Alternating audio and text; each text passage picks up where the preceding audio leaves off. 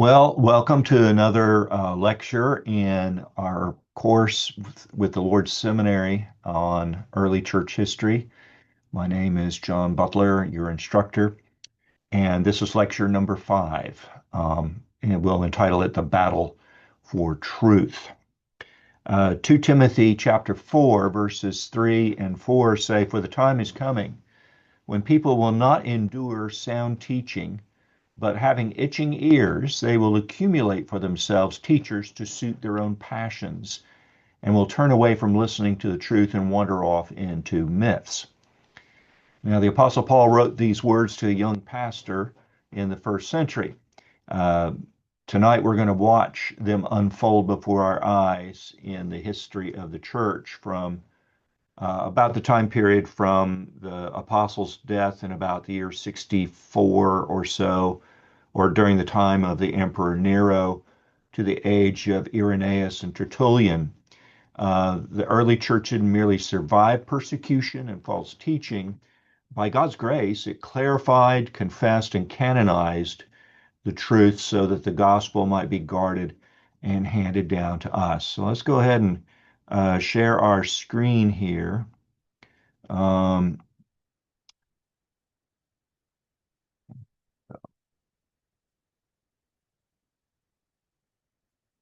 So we are at lecture number 5, and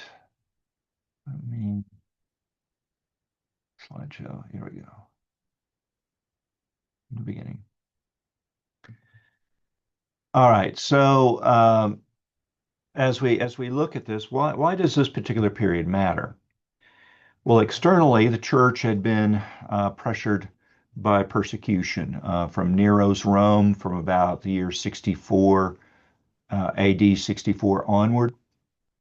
Internally, the church was threatened by heresies, clever Bible-using, Christ-redefining movements that promised a higher spirituality while hollowing out the gospel. And out of this crucible emerges patterns of defense, apostolic traditions, creeds, the rule of faith, the Apostles' Creed, a recognized canon of Scripture, and courageous pastoral leadership. What we want to see is that God preserved his church by raising up faithful pastors and teachers who, armed with the Scriptures, formulated clear summaries of the faith and exposed counterfeit gospels. The same resources, the Word, the creeds, the canon, and courageous shepherds remain essential for us in an age of relativism and therapeutic spirituality and prosperity gospels, so-called. So our learning objectives today is that we want to define heresy as deviation from apostolic teaching and explain why it imperils salvation and unity.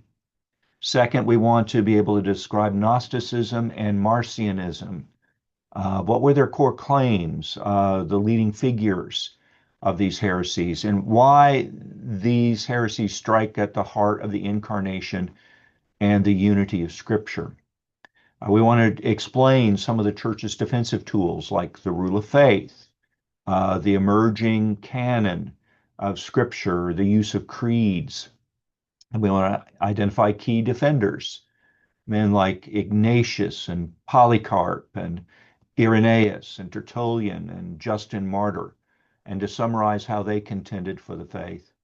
And then we want to apply these lessons today, recognizing modern analogies, relativism, the prosperity gospel, progressive redefinitions of Christ in Scripture, and articulating the practical steps to contend for the faith.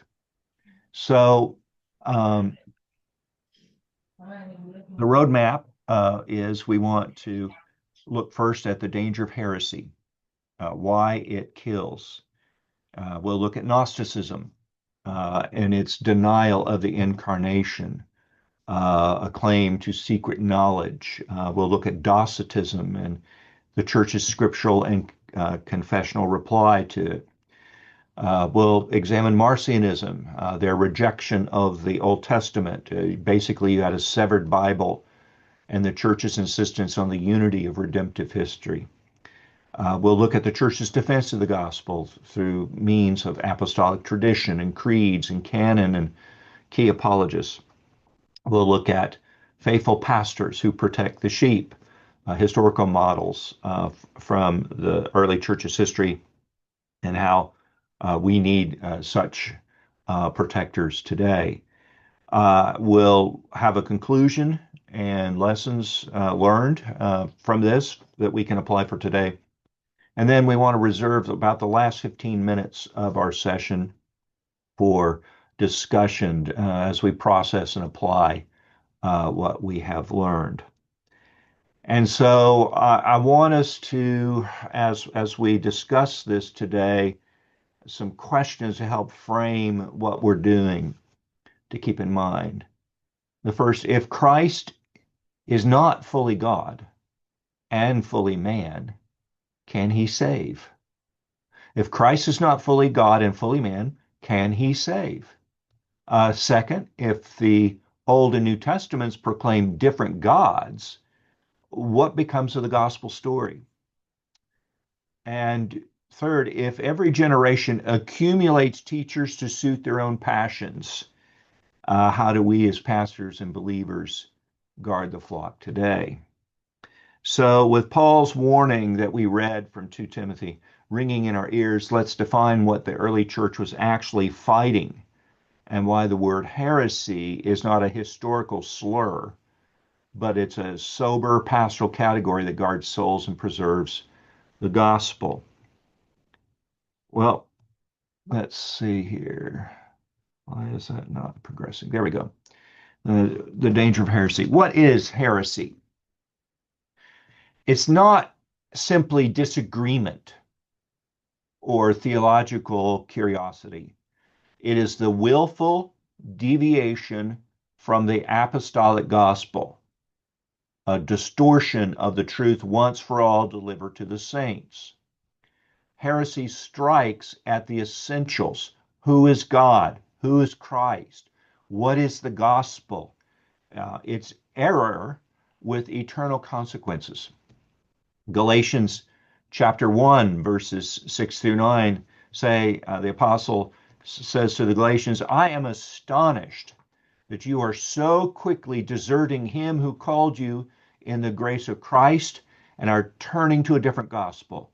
Not that there is another one, but there are some who trouble you and want to distort the gospel of Christ. But even if we or an angel from heaven should preach to you a gospel contrary to the one we preach to you, let him be accursed. And so this passage teaches that heresy is a different gospel that distorts grace and deserts Christ. Heresy is so serious that Paul invokes a curse even on himself or angels should they proclaim such a gospel. The Apostle Paul, when he meets with the elders at Ephesus, from Ephesus in Acts chapter 20, verses 29 and 30, says, I know that after my departure, fierce wolves will come in among you, not sparing the flock.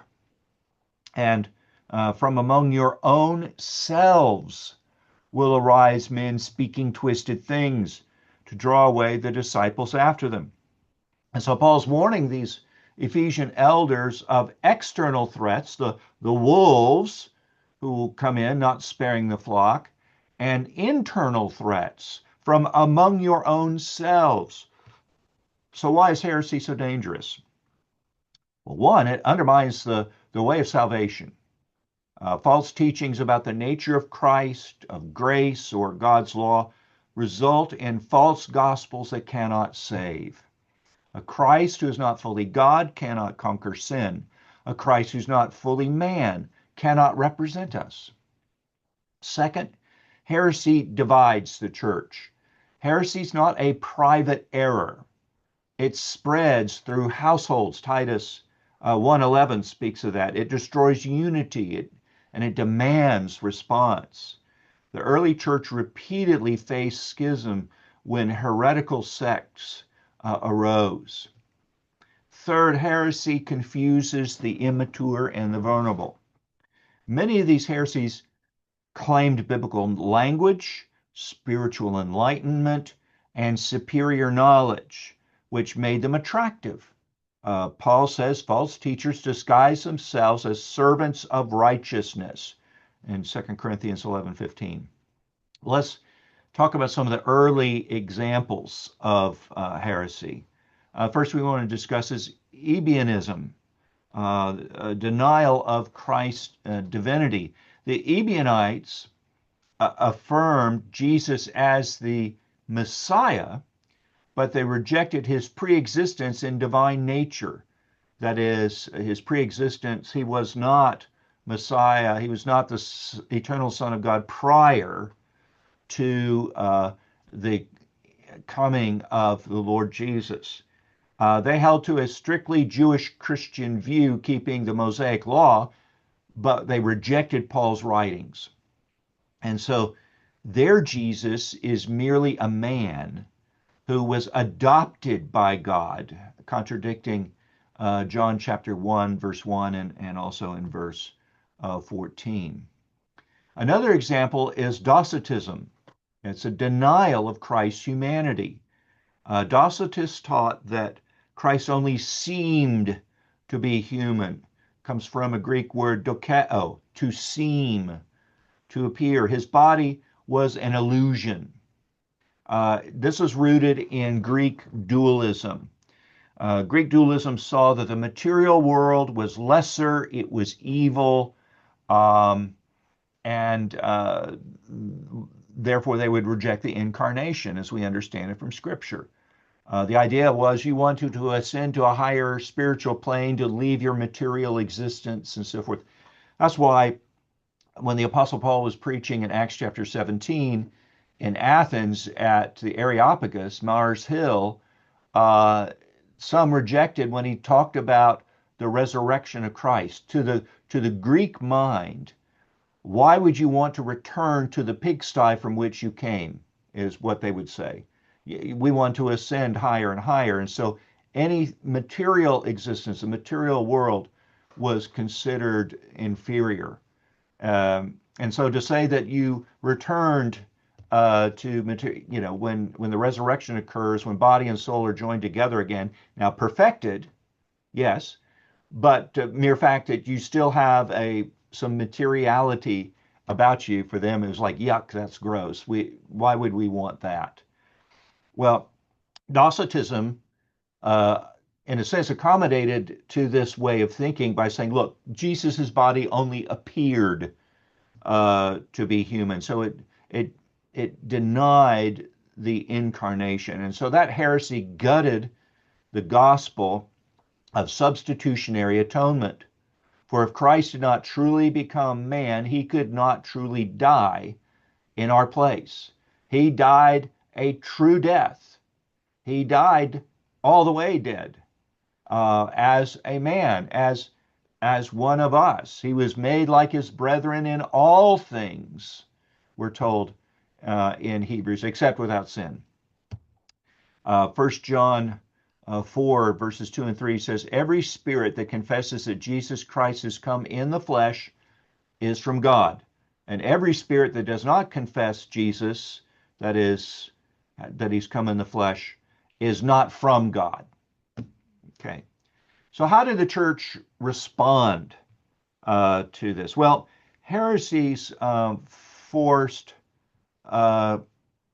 clarification. It kind of backed the church into, okay, how can we, what they're teaching is not right. How can we respond to this? How can we clarify and scripturally understand who Christ is? And so the church did not invent doctrines in response to heresy. It preserved and explained apostolic doctrine more clearly. Faithful teachers reaffirmed the gospel not with innovations, but with scripture, with creeds, and with catechesis. Heresy, in a sense, was a refining fire As you, let's say if you're a goldsmith and you have gold ore and you're trying to get a pure and more pure grade of gold, you heat it up, melt it, scoop away the impurities that might come to the top, and then let it cool off, and then heat it again for more impurities to come up. And as you progress in that process, you get a more and more pure grade of gold. So in that sense, heresy became a refining fire for the church. It was not just a threat, but it was an occasion for the formation of what became known as the rule of faith, the clarification of Christ's two natures, and the drawing of firm lines for gospel unity, saying this is the Christian faith, this is not the Christian faith. If you hold to these things, you are and believe upon Christ in these ways, you are a Christian. If you do not, you are not a Christian. So let's talk about a heresy known as Gnosticism, which denied the incarnation. This was one of the most widespread and seductive heresies in this era. It promises salvation through a special insight. It denigrated creation and it redefined Christ. As we look at Gnosticism, it's hard to say, okay, this was the very core listed out set of doctrines. It's more of a wide a term describing a whole number of heresies of a general type here, but it struck at the incarnation of the Son of God. It's not a single unified movement. And by the way, most heresies have a problem with Christ as he is offered to us in the scriptures. Most heresies, not all of them, but most of them center around the person and work of Christ, because that's crucial. It's the Christian faith. And so what say you about Christ is of vital importance here. Well, Gnosticism was a set of loosely connected teachings that claimed superior knowledge, in the Greek word gnosis, Gnosticism, that this knowledge that you possess, this secret inside knowledge, was the key to salvation. So of their core beliefs in Gnosticism, first, salvation was through secret knowledge. They taught that the material world was evil and was created by a lesser ignorant God. And oftentimes they would identify this God with the God of the Old Testament. The true God, they claimed, was totally spiritual, and salvation came through secret knowledge revealed to the enlightened few, and not through repentance and faith or the atoning work of Christ. And so sometimes they would charge you money to gain access to higher levels of teaching. And the idea was, oh, I'm being let in to these secrets, this secret knowledge. That appeals to that part of us, that there's something more than what God has revealed to all. There's something more than what God has revealed in his word. So people, because they will not humbly submit to the Lord and what he says in his word, they're going to go looking elsewhere for some secret insider knowledge. And so the knowledge revealed one's divine origin and enabled escape from the physical realm. That as you ascended up to these higher planes of knowledge, you would just have leave the material world behind, as it were. And so there was this denial of the incarnation of Christ's full humanity. And most of the Gnostic systems Christ did not take on human flesh, truly take on human flesh. He only seemed to be human. That is Docetism. He seemed to be human. And it arose from this Gnostic disdain for the physical body. And so for them, a divine Savior could not defile himself by becoming material. So Christ only appeared to suffer and die. 1 John 4, 2 and 3, by this you know the Spirit of God. Every spirit that confesses that Jesus Christ has come in the flesh is from God. And every spirit that does not confess Jesus is not from God. That is, does not confess Jesus has come in the flesh. There are lots of folks out there who claim Jesus, but it's not the Jesus of Scripture. John says, every spirit that does not confess Jesus is not from God. This is the spirit of the Antichrist. So the Apostle John, he's writing towards the end of the first century. He's directly opposing Docetism, asserting that true confession of the faith requires affirming the full humanity of Jesus. So the physical incarnation was not optional. It was essential for our salvation. Who are some of the key figures in Gnosticism? There was Valentinus, or Valentinus, depending how you want to pronounce that. He is operating around the year 100 to about 160. He was one of the most influential Gnostic teachers. He blended Christian vocabulary with Platonic philosophy. And in Platonism, yeah, the material is bad, it's lesser. You ascend up to higher, more spiritual forms as well. So he married some of the Christian language with this Platonic philosophy, and really the Christian terms that would be redefined. A lot of cults do that. They'll use similar language, but then they pack it with a different meaning to it, different definition. Valentinus claimed to have received secret teachings passed down from Paul through a hidden disciple. And his system included a hierarchy of divine beings called eons, with Jesus as one of the many emanations of God, of these higher spiritual beings.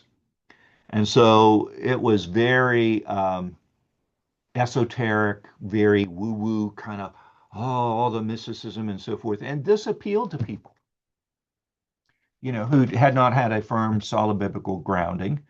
You had people who had not studied the faith, had not been taught well, perhaps, and they hear some Christian terms, but then they hear this other appeal to esoteric knowledge and like, I want a part of that. And they're diverted away. Another key figure in Gnosticism was Cerinthus, and he's operating in the late period of the first century. He was a contemporary of the Apostle John. He taught that Jesus was merely a man, and that the divine Christ descended upon him at baptism and departed before the crucifixion. So all the miracles, all of the healings, and the feeding of the 5,000, and all that that we see in the gospel accounts from Jesus's baptism until his death on the cross, this Christ inhabits this person, Jesus. Jesus is this man who is inhabited by Christ from the baptism till right before the death of the crucifixion, or before the crucifixion, and then departs from him. And so you've got this poor guy, Jesus, hanging on the cross there.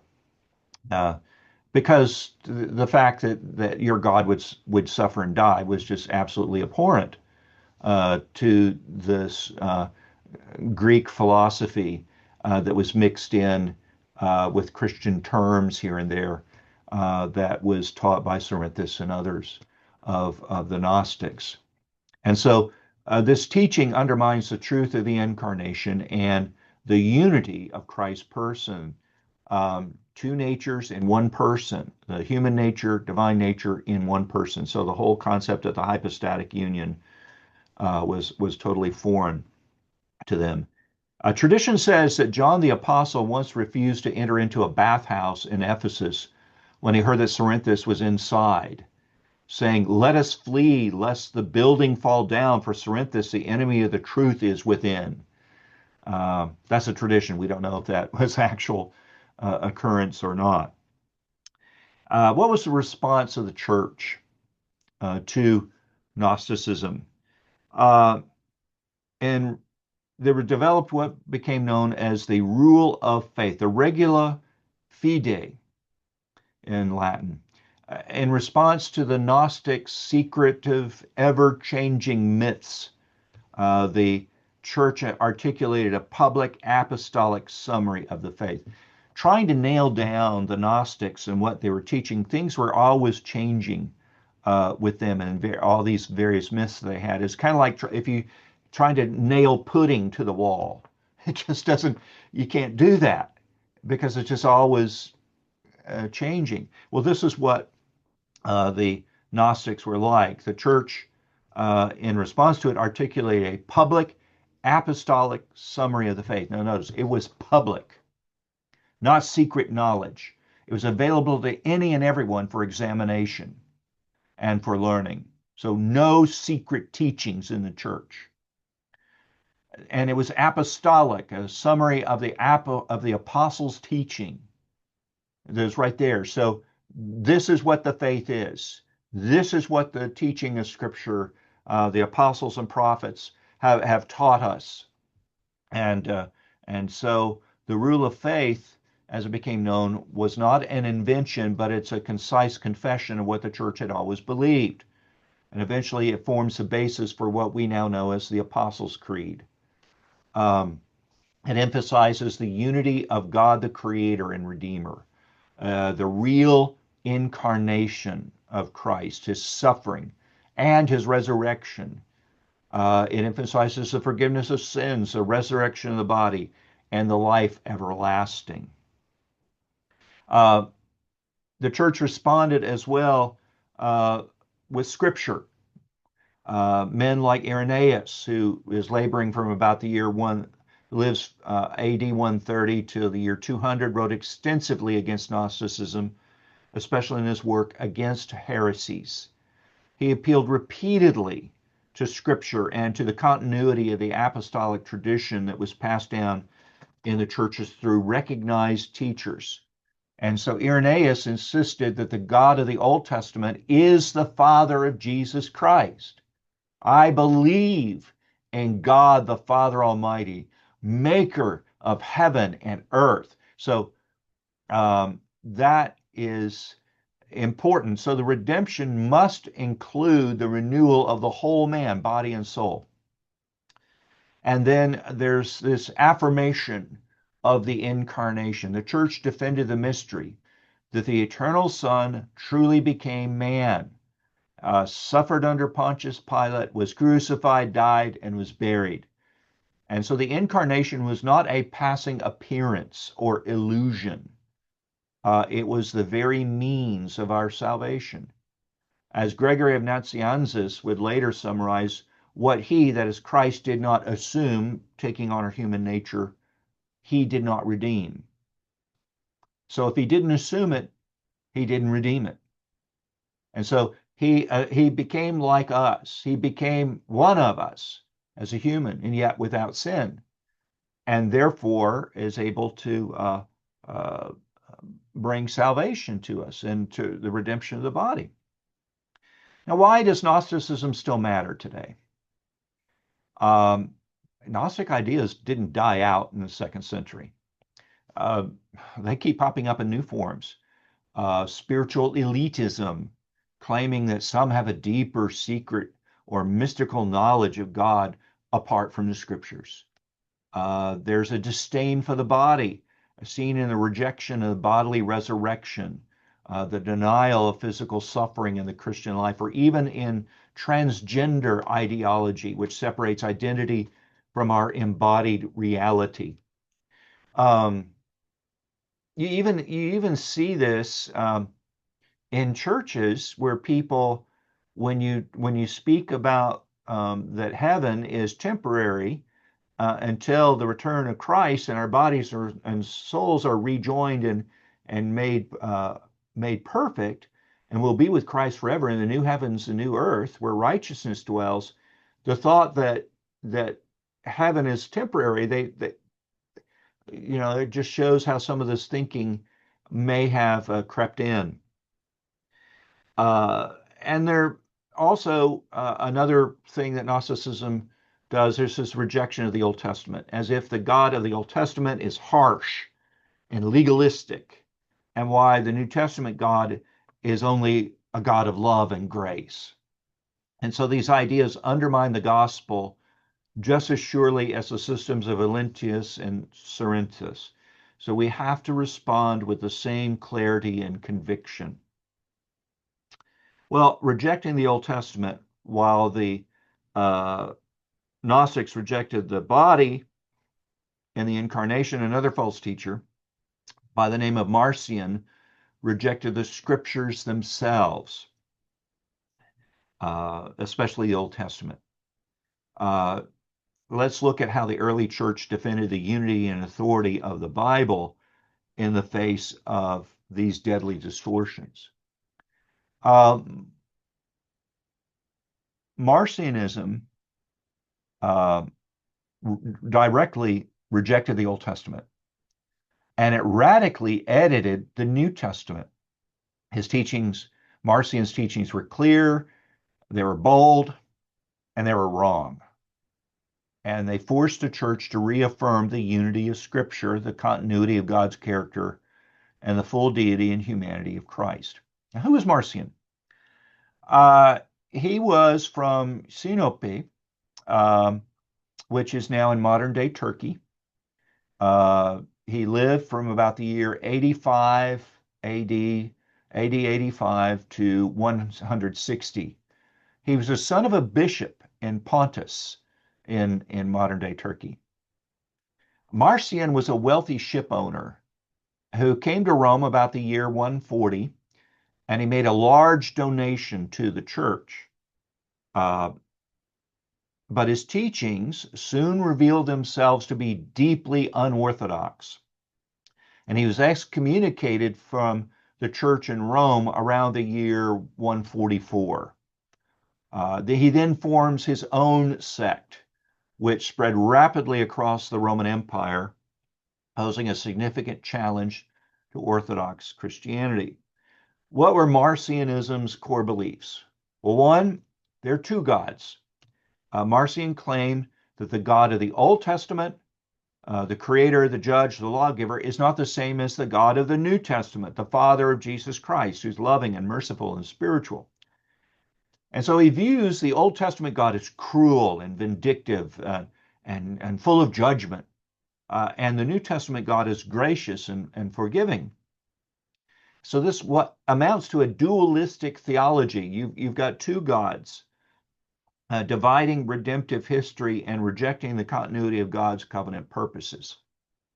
He rejects the Old Testament, completely rejects the Hebrew Scriptures as irrelevant or even harmful to Christians. And he argues that the Old Testament has no binding authority on the church and should just be discarded. And then he produces a corrected New Testament. He forms his own canon, his own collection of scriptures, which is a radically edited Bible. Our third president of the United States, Thomas Jefferson, did not believe in miracles. He was not a Christian, did not believe in miracles. He was kind of a deist, believed in a God, but he thought that the scriptures, he really couldn't believe in the miracles or anything like that. And so what he did was he made his own Bible. What he did was a literal cut and paste. He took a copy of the Bible and he had a straight razor and he cut out uh, those passages that he wanted to believe in and then pasted it into another blank book to create his own Bible. And so there is the copy, we have the copies of the Bible that he used and cut out of or cut out from, and it's just, holes cut in it left and right. And then the pasted portions that he had. Now, some people do that mentally, or say, I believe in the Jesus of the Gospels. Some Bibles are printed with the words of Jesus in red. You can see we call those red letter Bibles here in the States. And I'll believe only the red letters. I won't believe the rest of the stuff. I won't believe the rest of the New Testament, especially that stuff from Paul. He was harsh and cruel, and there's a lot of this Old Testament stuff is just weird, and therefore they will reject that. Marcion only accepted an abridged version of Luke's Gospel and 10 of Paul's letters: Galatians, 1st and 2nd Corinthians, Romans, 1st and 2nd Thessalonians, and Ephesians, which he called Laodiceans, because there were copies of what we have as a letter of Ephesians that instead of to the Ephesians, it has in it to the Laodiceans, because it was a circular letter to a number of churches. And what we have that comes down to us is addressed to the Ephesians. But there are copies there of Ephesians that have a different church's address, or it's blank as to whom, and then it would be passed around to the various congregations. He also held to Colossians, Philippians, and the book of Philemon. And even those books were edited to remove Jewish Old Testament elements, and that would harmonize then with his theology by removing anything that had any whiff of the Old Testament about it. So this mutilation of Scripture compelled the church to clarify the canon and assert the continuity of God's redemptive work across both the Old and New Testaments. Matthew chapter 5:17, our Lord Jesus said, "Do not think that I've come to abolish the law or the prophets. I have not come to abolish them, but to fulfill them, to fill up, to complete them." So Jesus clearly affirmed the authority and enduring revelation, enduring relevance of the Old Testament. It's not a rival to his teaching, but as its foundation and fulfillment. You cannot understand the New Testament apart from the Old Testament. We have to be whole Bible Christians because we believe in Christ, who is the fulfillment of all of these prophecies, fulfillment of the shadows and types, who is the fulfillment, who is that Lamb of God who takes away the sin of the world. So how did the church respond to Marcionism? One, they affirmed the unity of God. Church fathers like Irenaeus and Tertullian, they emphasize that God is one. The same God created the world, gave the law to Israel, and sent his Son to redeem the world. And they argued that God's justice and mercy are not in opposition, but are perfectly united in his character and his covenant. They defended the Old Testament.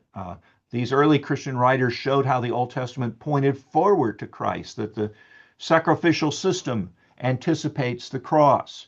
The prophets foretold Messiah's coming. The law reveals humanity's need for God's grace. And so it showed that the Old Testament was not a failed system. It's part of the unified story of redemption.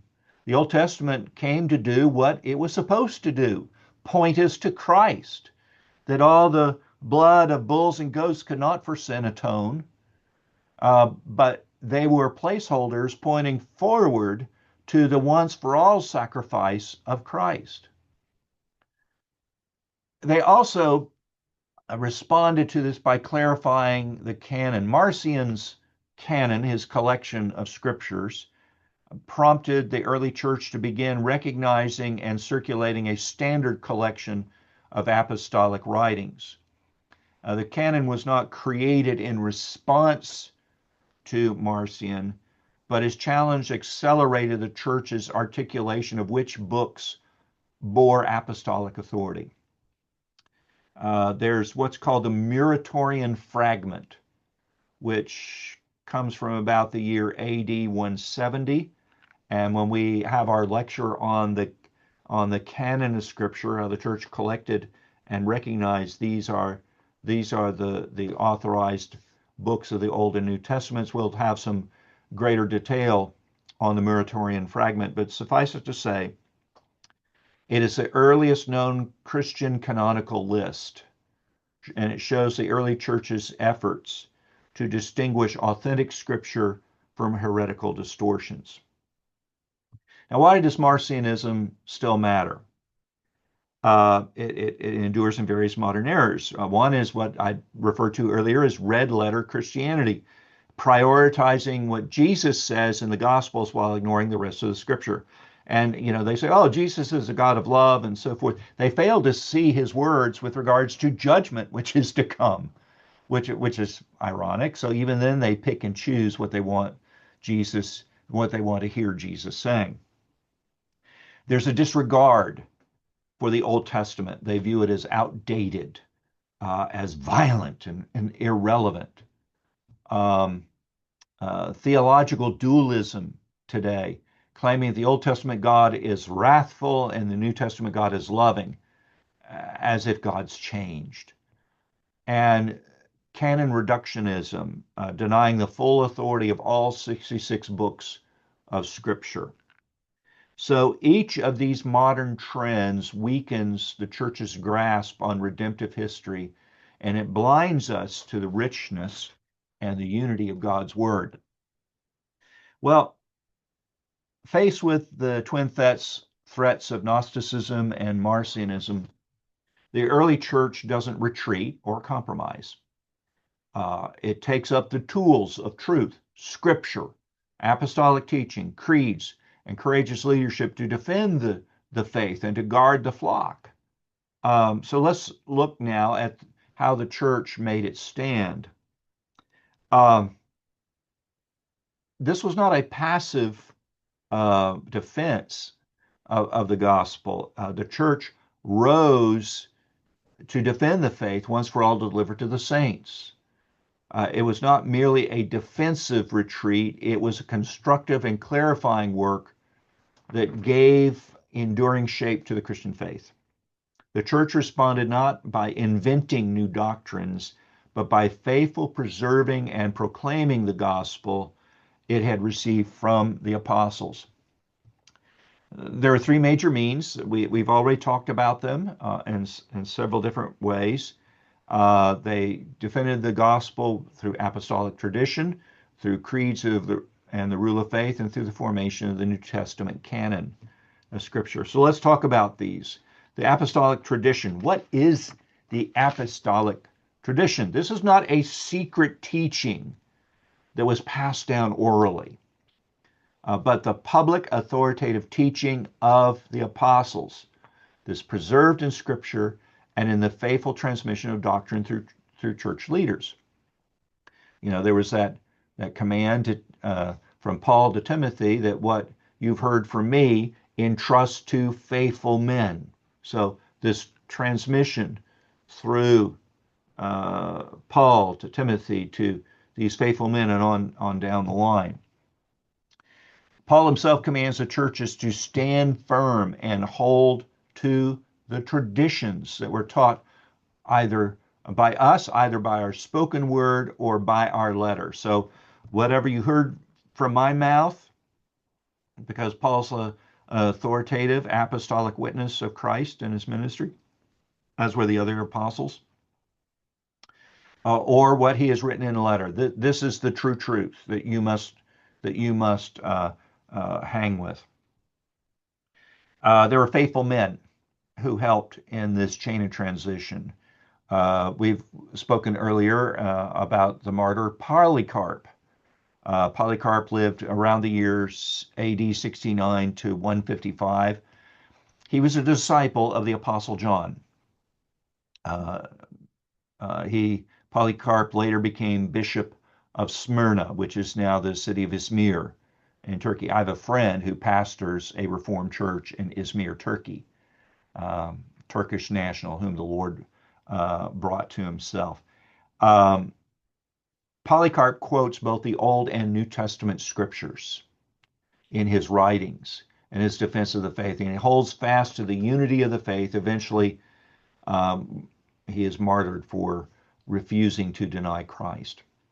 Another man by the name of Irenaeus, who lives around the year AD 130 till 200, he was a disciple of Polycarp. So here's that faithful transmission from Christ to John to Polycarp to Irenaeus. Irenaeus' major work, Against Heresies is the title, defended the faith against Gnostic error and emphasizes the continuity of apostolic teaching through the churches.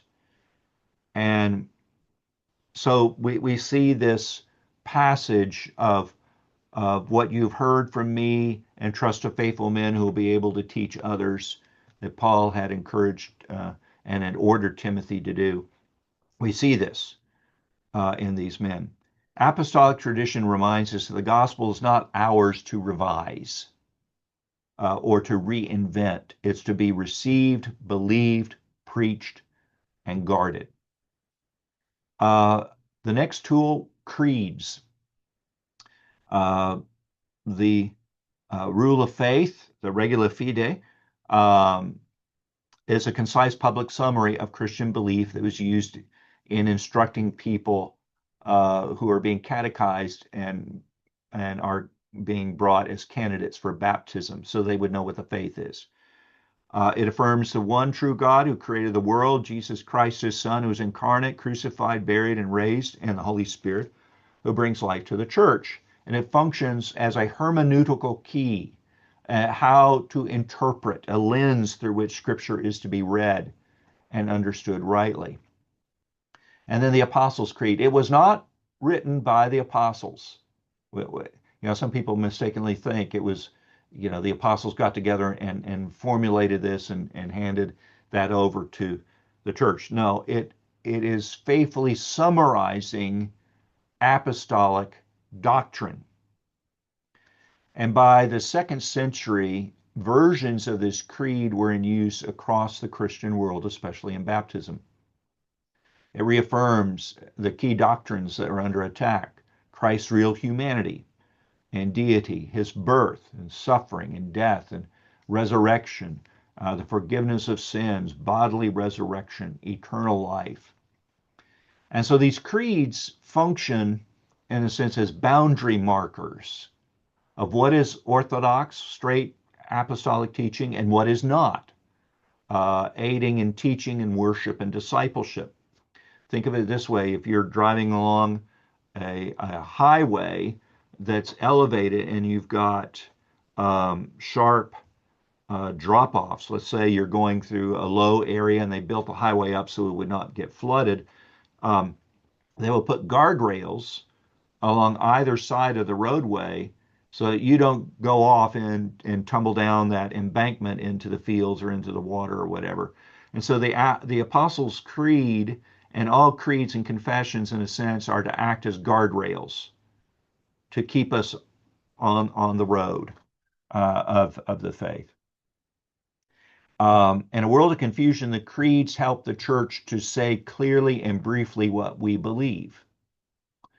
The next tool was the canon of Scripture. Because you're dealing with heretics like Marcion, who edits Scripture, who cuts out parts of Scripture. You've got Gnostics who add secret texts. There's what's called the Gospel of Thomas and all kinds of false gospels out there purporting to have come from apostles or or someone else with secret knowledge. Um, there's this need to recognize and affirm which books bore apostolic authority, what is in and what is not, what is true and what is false out there. Um, the Muratorian fragment we just had mentioned. It's the earliest surviving list of New Testament books. It lists the four Gospels, the book of Acts, the 13 of Paul's epistles, 1st and 2nd John, Jude, and Revelation. And it's not a comprehensive list that of the 27 books of the New Testament that we know and hold to, but it shows a core canon was already well established by the middle of the 2nd century. So by 150, it's already starting to gel. The criteria that they used to make this determination is this truly scripture or not? And we'll go into greater detail when we speak about the formation of the canon, but just to give you the three criteria that needed to be met. Apostolic origin. It was written by or under the authority of apostles. So Matthew is an apostle. Mark, no, he's not an apostle, but he is associated with the apostle Peter, and it's believed that Peter's influence is there on Mark. So it's under the sponsorship, in a sense, of the apostle Peter. Luke's not an apostle, but he is an associate of Paul. And so therefore it's under Paul's sponsorship, in a sense. John, yes, John's the apostle. And then Acts under Luke, and therefore Paul, Romans, Paul, all these Pauline letters, of Peter's letters, of John's 3 letters, of Revelation. Hebrews, we're not sure. It doesn't tell us who wrote Hebrews, but it had apostolic scriptural criteria. And that goes to the second thing. Orthodox content. Was it consistent with the rule of faith? Yes. Was there widespread use? Yes. It was recognized and read in the churches across the known world. I happen to believe that it was written by the Apostle Paul, and we just don't see his name in it. But, scholars will differ on that. The Holy Spirit just didn't see fit for us to know who the exact author of the book of Hebrews is. But in applying the standards for what is canonical and what is not, it was universally recognized that the book of Hebrews bears all of the marks of Scripture. The early church fathers, in their use of the canon and their references and their works and their ministry, you got Irenaeus, who defends the fourfold gospel, Matthew, Mark, Luke, and John. Tertullian and others use the phrase New Testament, and they cite scripture authoritatively.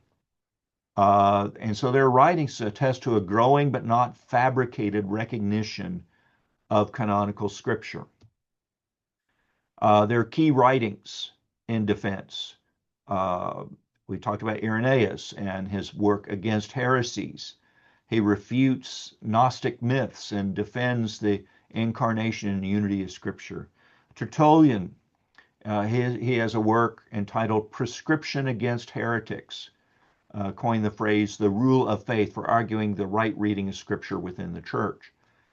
Justin Martyr, in his first apology and in his dialogue with Trypho, he reasons with pagans and Jews, showing that Christ fulfills the Old Testament. Why does this matter today? Well, in an age of relativism and doctrinal confusion, the church still needs apostolic preaching rooted in Scripture, clear confessions that define and defend the faith, a closed canon that we're not adding extra scriptures to, that guards against additions or subtractions. Mormonism adds to Scripture. They have the Book of Mormon, and they'll advertise it as another testament of Jesus Christ. Actually, some of us like to say it's a testament of another Jesus. It's not of the Jesus of Scripture. And then they have other works as well. So they're open to this continuing revelation from God. But we say, no, these 66 books of the 39 of the Old, 27 of the New, this is Scripture and nothing else. And so the resources that were developed in the second century era are not merely historical, they are theological tools for every age.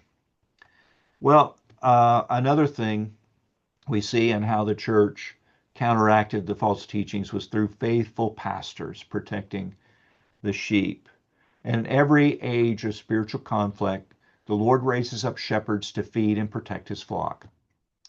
No exception here in the early church.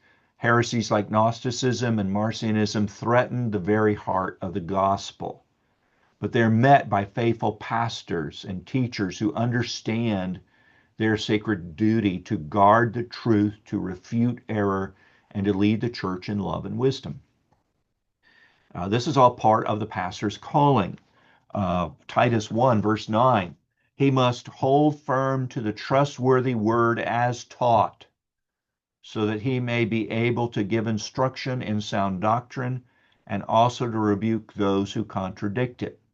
And then Paul's words to the elders at Ephesus in Acts 20, pay careful attention to yourselves and to all the flock in which the Holy Spirit has made you overseers to care for the church of God. And he says, I know that after my departure, fierce wolves will come in among you. Therefore, be alert.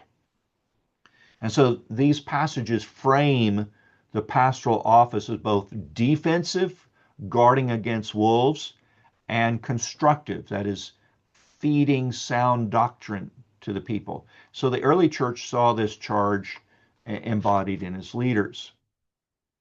Faithful shepherds like Ignatius of Antioch, who died around the year 110. He was arrested and transported to Rome for execution. And while on the journey to Rome, he writes 7 letters to various churches. He warns against heresy.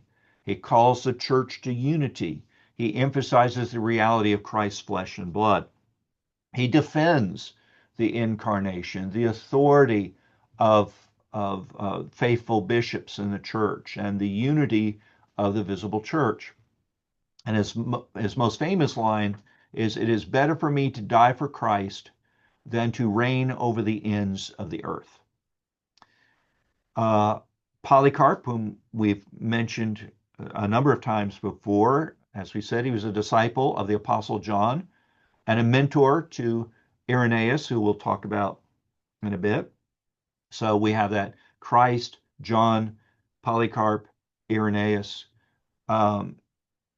Polycarp defends the apostolic truth and rebukes heretics like Marcion directly, calling him the firstborn of Satan. He didn't mince any words there. He was martyred for his faith. He prayed, 86 years I've served him, and he's done me no wrong. How then can I blaspheme my King and Savior? He was a model of boldness, holiness, and pastoral care of a true shepherd. Well, a disciple of his, Irenaeus of Lyon, and Lyon in France, lived about the year 130 to 200. He was probably the greatest theologian of the second century. In his work against heresies, he exposes Gnostic doctrines and he emphasizes the scripture-rooted public and apostolic tradition of the church. And so he sees the gospel as a unified story from creation to new creation fulfilled in Christ. He combines pastoral clarity and theological depth and biblical fidelity. What is the role of the pastor in this battle for truth? One, you teach sound doctrine. You must be a student of the word. and able to explain the faith clearly, guarding against both ignorance and error. And in an age of theological confusion, bringing clarity is a loving act. Second, we must refute false teaching. Pastors must not only teach the truth, but expose and correct that which contradicts it. That includes addressing modern distortions, like the prosperity gospel, or progressive theology that redefines sin or grace or Christ, or denials of the resurrection, of judgment or authority in Scripture. You have many issues to contend with. I know in the Philippines with prosperity gospel and strange cults, the Iglesia Ni Cristi, and so forth. You've got all kinds of heresies abroad out there. And so therefore, our work's cut out for us in teaching of the truth. And then we shepherd the flock.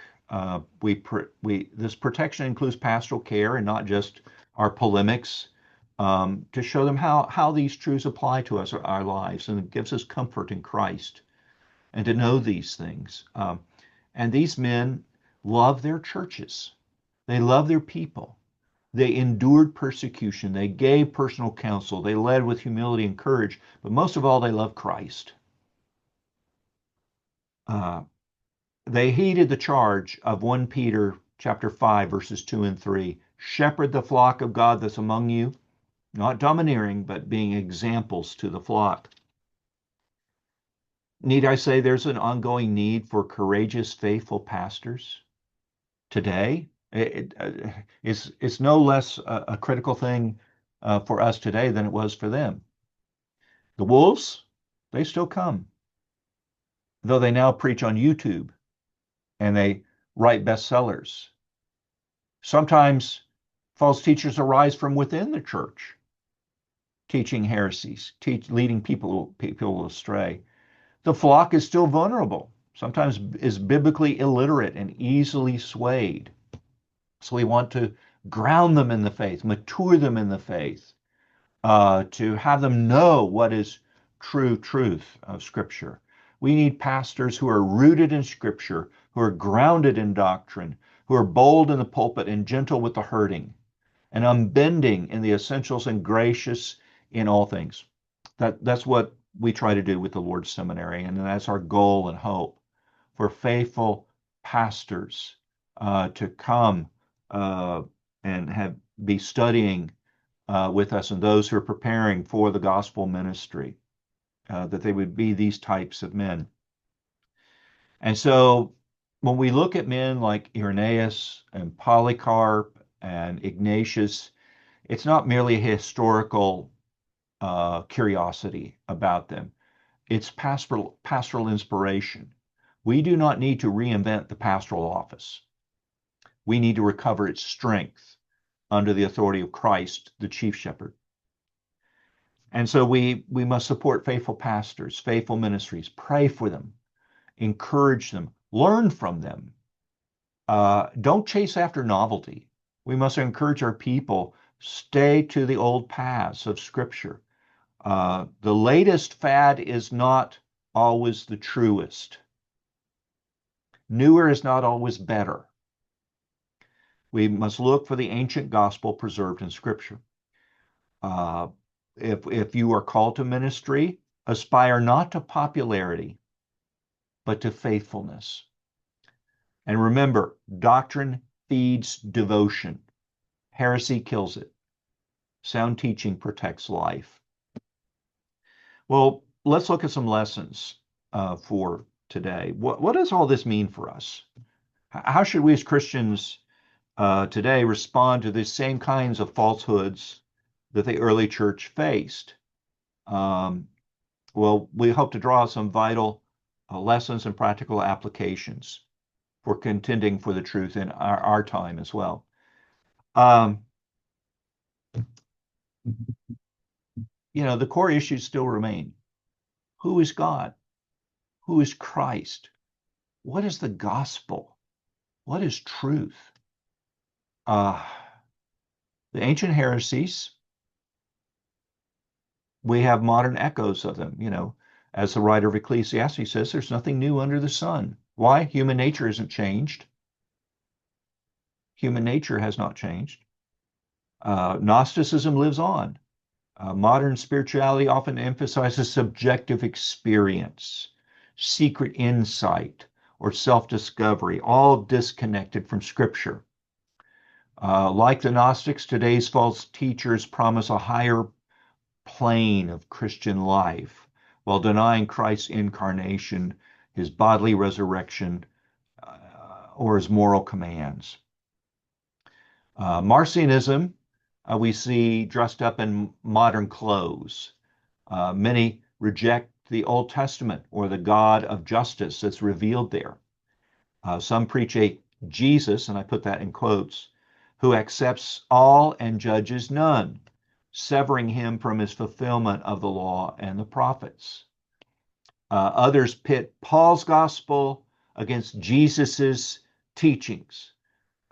That's echoing Marcion's truncated canon of Scripture. There are false gospels all around us. The prosperity gospel offers health and wealth instead of repentance and the cross. Progressive Christianity redefines sin. It downplays Christ's atonement. It denies biblical authority.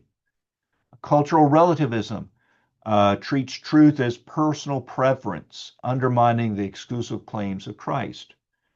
And so we must, as Jude 3 tells us, contend for the faith that was once for all delivered to the saints. So how do we deal with this? We use the same tools that our forefathers used. Scripture alone, sola scriptura. The closed canon of the 66 books remains our final authority, the only infallible rule, standard for faith and for practice, living out our Christian lives. That's it. We do not need new revelations or mystical insights or updated gospels.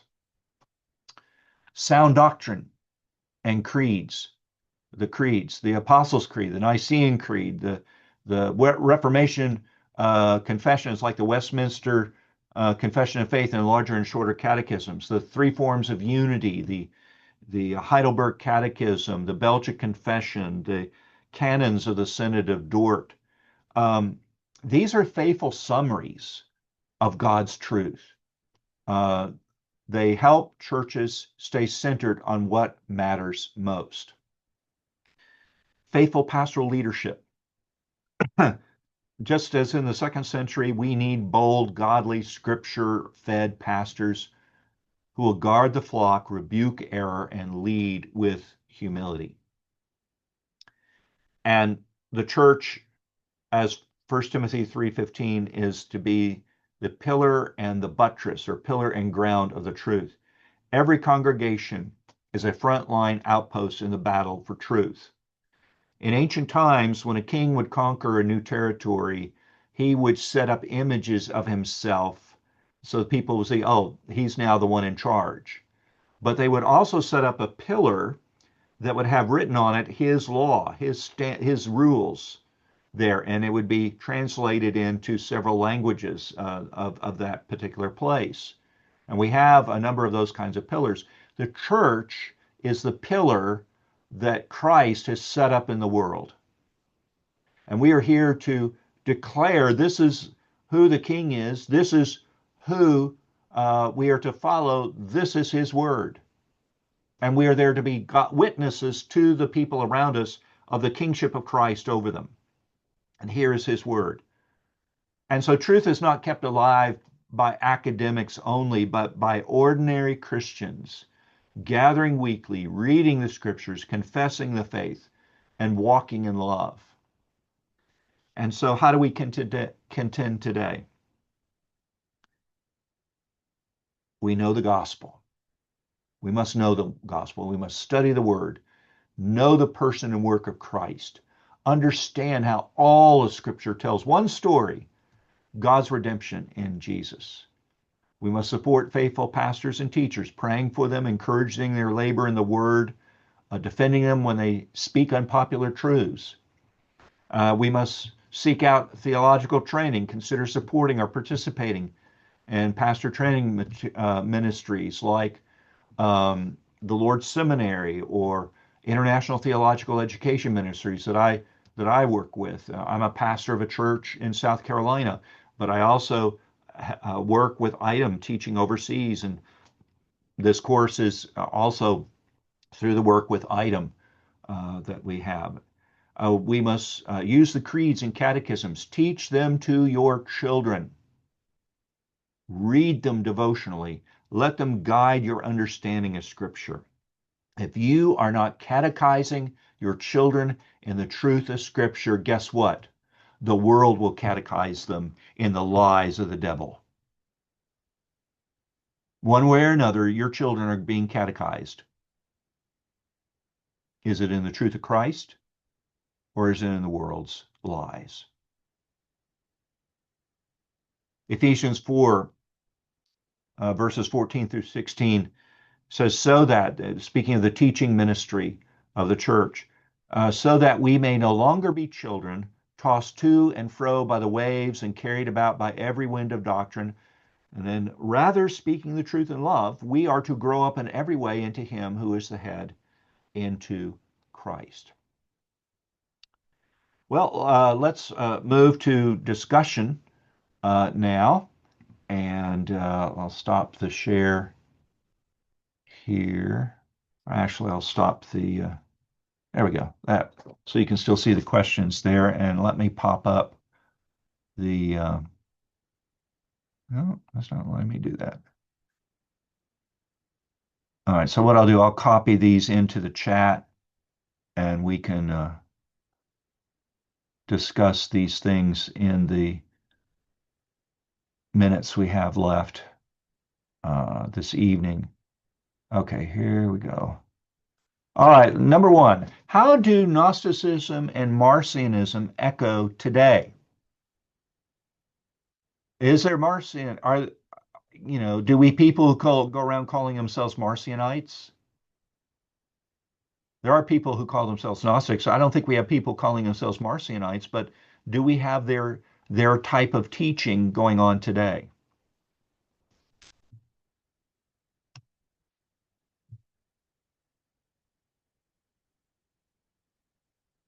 What do you think?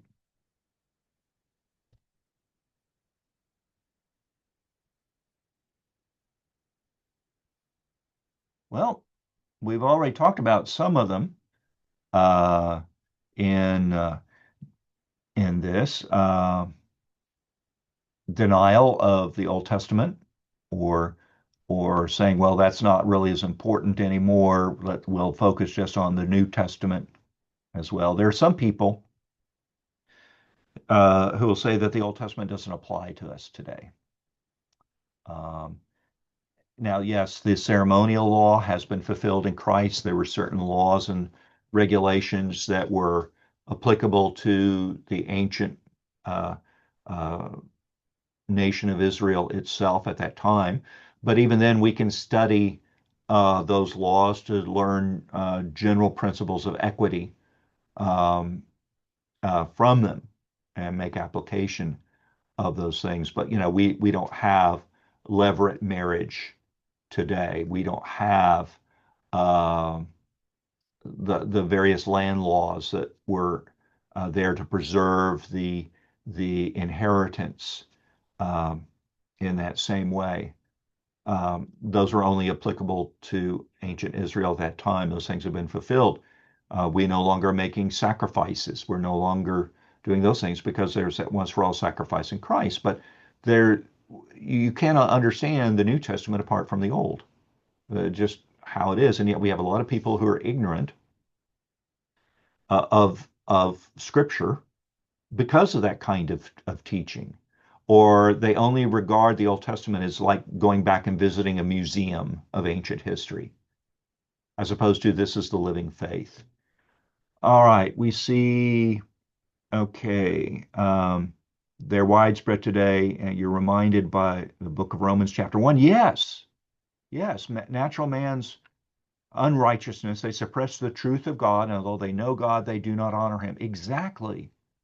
In order to justify their, and they'll say, oh, we're Christians, but we're homosexuals. And you can be a homosexual and be a Christian, or hold a transgenderism, or just any of these other things.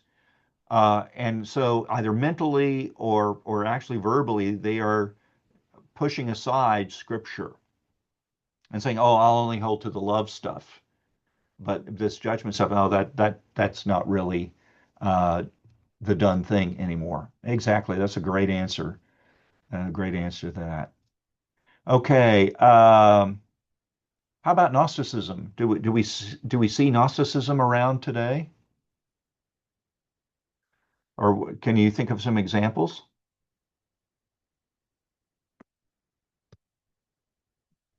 Well, there are always people who are claiming secret knowledge, or I have this revelation from the Lord, and so forth. Uh, Now, it's not so secret because then they'll tell you what the revelation was, but it doesn't square with Scripture.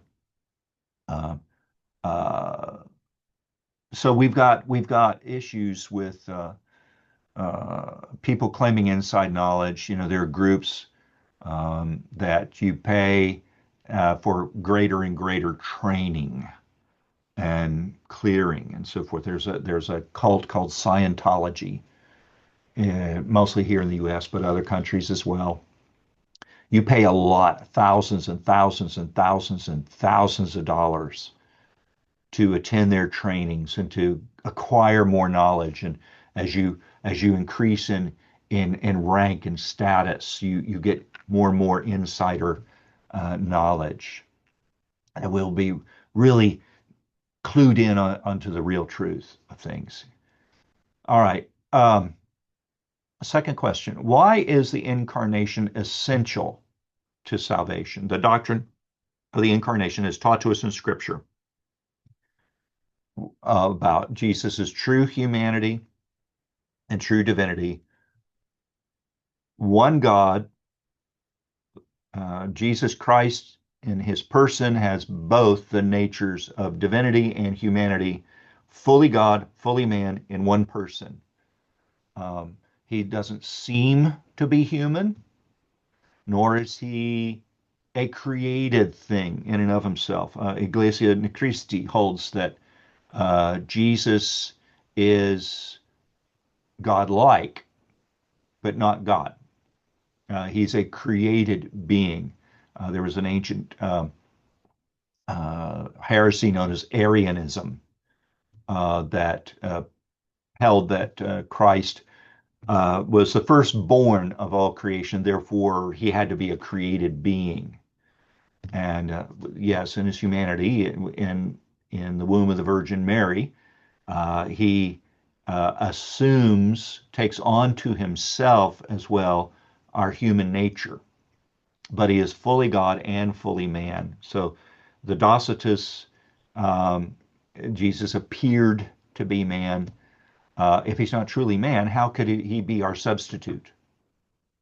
You know, um, the it was man who sinned against God. A goat could not stand in and receive the punishment due to our sin. A cow could not do that. A chicken, not only a man could do that. But he had to be a perfect man. He had to be without sin, he is the Lamb of God who takes away the sin of the world. So he had to be truly man. But he also had to be truly God for that to be effective for all for whom he died. And so we see this necessity. You have to hold to what the Scriptures testify concerning him. Let's talk about the role of creeds and canon in guarding truth. Okay, we've already talked about, people treating the, kind of like Marcionism today. Church leaders, there's a good answer here, who teach the New Testament was more inspired than the Old. Okay, that's a form of making it of lesser importance and so forth. It's not saying, oh, this is no good. It's just saying this somehow is better. Um, all right, and those who say, the canon of Scripture is not complete. Yeah, that's Mormonism adds to Scripture, others. So either they take away from the word or they add to it. You've got these verses, pardon me, at the end of the book of Revelation, and terrifying warning. Revelation 22:18. I warn everyone who hears the words of the prophecy of this book, if anyone adds to them, God will add to him the plagues described in this book. And if anyone takes away from the words of the book of this prophecy, God will take away his share in the tree of life and in the holy city, which are described in this book. So, fearful warning there, adding to or taking away from the scripture. So, canon is important as well. What about the role of creeds? I used an illustration of creeds, uh, like you're driving down a road that's been built up, going through a low area that might flood a lot, and you've got the steep sides coming down from the roadbed down to, let's say, you've got a lot of rice fields around there, or swamps, flooded areas, and so forth. What's put up along the sides of the road to help keep you on the road? Guardrails, we call them. And they help keep you on the path, keep you on the roadway itself. It always makes me nervous driving through mountainous areas and there are no guardrails on the side where the steep side is. I'm like, I'm thankful for guardrails. Creeds are summaries. Creeds and confessions are summaries of what we believe the scripture teaches. And so, you talk to people, here in the American South, a lot of people profess to be Christians. And you ask them what they believe. Well, I believe what the Bible says. Well, okay, but tell me, what is it that you believe the Bible says? And so, what a creed is, or confession is, defines for us. These are the truths that we believe that Scripture teaches, and it's used as a basis for fellowship, of a rallying point for believers to come around. We don't use them in place of the Scriptures; they're just definitions of what we believe the Scripture teaches. But they're important for teaching of truth. Of catechisms, of catechizing our children in the truth. A catechism is just a set of questions and answers derived from Scripture so that people can learn some of these truths and give them mental uh, hooks to hang these truths on and apply them with the Scripture to be able to go against what the world is saying. Okay.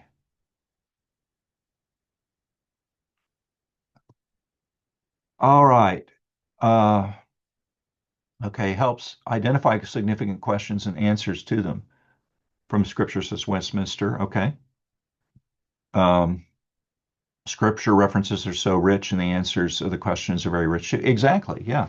And we catechize our children. When do you start with them? From the time they're infants. My grandchildren, and sometimes I'll chat with them, video chat with them because they don't live in our area.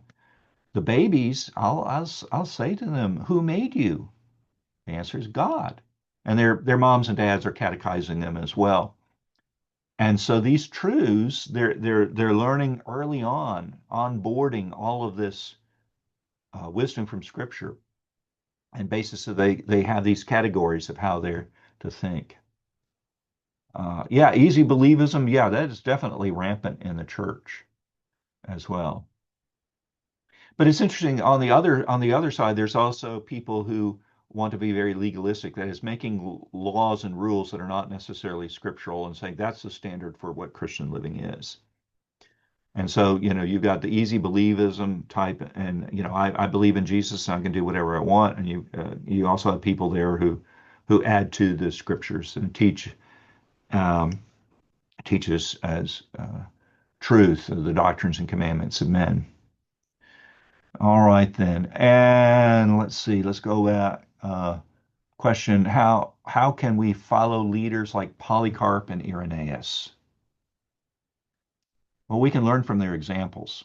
We can read about them, know about them, not make them out to be of these glorious, somehow holy saints that are not. That they're men like us, and they're dealing with the attacks against Christ and His truth in their particular context, and we can draw encouragement from them to stand firm for the faith once for all delivered to the saints, so that we would live out the truth in this era. It's also helpful to teach our people about the examples of those who've gone on before us, for us to realize, oh, these people live for Jesus in their day. I can, by God's grace, live for Jesus in my day.